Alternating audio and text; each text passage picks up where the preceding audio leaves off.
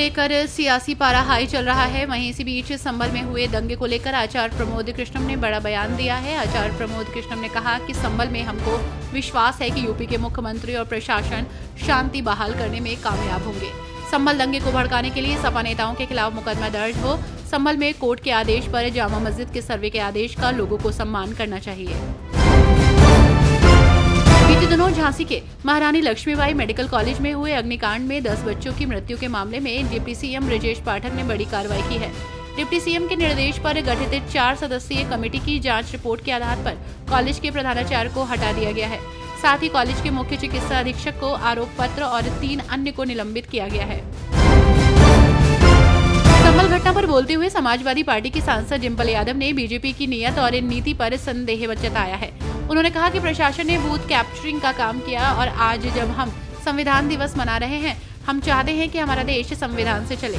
जिस तरह से चुनाव परिणाम घोषित होने के तुरंत बाद संभल की घटना हुई, मुझे लगता है कि ये सरकार और भाजपा की नीति और मंशा पर एक बड़ा सवाल खड़ा करता है। गाजियाबाद की कचहरी में वकीलों की हड़ताल जारी है। बार एसोसिएशन की हड़ताल स्थगित करने के फैसले से नाराज युवा वकीलों ने फिर से धरना शुरू कर दिया। उनका कहना है कि बार अध्यक्ष ने वकीलों से चर्चा किए बिना हड़ताल स्थगित करने का फैसला लिया है। युवा वकीलों ने शबनम खान को बार एसोसिएशन का नया अध्यक्ष चुना है। अपने बयानों को लेकर अक्सर चर्चा में रहने वाले यूपी विधानसभा में नेता विरोधी दल माता प्रसाद पांडे ने कहा कि समाजवादी पार्टी संभल और बहराइच मामलों को विधानसभा में उठाएगी। भाजपा सरकार नफरत की भावना से काम कर रही है। संभल में पुलिस की गोली से 4 युवकों की मौत हुई। पुलिस 2 तरह के असलहे रखती है। फंसने से बचने के लिए निजी और बरामद असलहों से गोली चलाती है। पुलिस अपने बचाव के लिए तुर्क और पठान की लड़ाई की बात कर रही है। इलाहाबाद विश्वविद्यालय के 136वें दीक्षांत समारोह में मुख्यमंत्री योगी आदित्यनाथ बतौर मुख्य अतिथि मौजूद रहे। उन्होंने जाने माने कवि कुमार विश्वास को विश्वविद्यालय की ओर से मानद उपाधि प्रदान की। साथ ही विभिन्न पाठ्यक्रमों के मेधावियों को भी उपाधियां दी। इस दौरान उन्होंने कहा कि हमें समय के साथ चलने की जरूरत है। जो समय के साथ नहीं चलता, समय उसको समाप्त कर देता है। संभल में हुई हिंसा में आरोपी बनाए गए समाजवादी पार्टी के विधायक इकबाल महमूद के बेटे सोहेल ने खुद पर लगे आरोपों पर प्रतिक्रिया दी।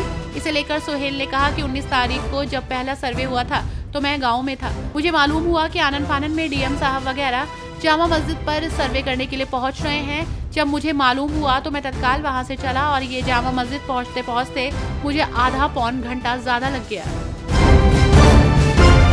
संभल हिंसा पर समाजवादी पार्टी के सांसद जियाउर रहमान बर्क ने कहा कि संभल जल रहा है। साथ ही उन्होंने आरोप लगाते हुए कहा कि पुलिस प्रशासन हिंसा में शामिल था और अब वे अपनी गलतियों को छुपाने के लिए बयान बदल रहे हैं। जियाउर रहमान बर्क ने कहा कि हमारा संभल जल रहा है।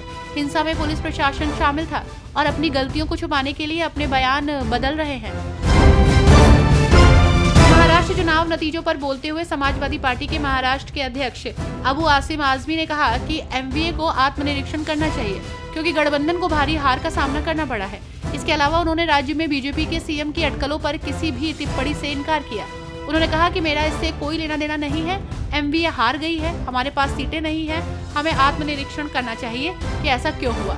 एमवीए ने सांसद चुनावों में अच्छा प्रदर्शन किया, हमें अपनी गलतियां सुधारनी चाहिए। संभल घटना को लेकर सियासी गलियारों में जमकर बयानबाजी हो रही है। इस बीच तपस्वी छावनी पीठाधीश्वर जगत गुरु परमहंस आचार्य ने संभल के उपद्रवियों को फांसी की सजा दिए जाने की मांग की है। इस संबंध में उन्होंने मुख्यमंत्री योगी आदित्यनाथ को ज्ञापन प्रेषित किया।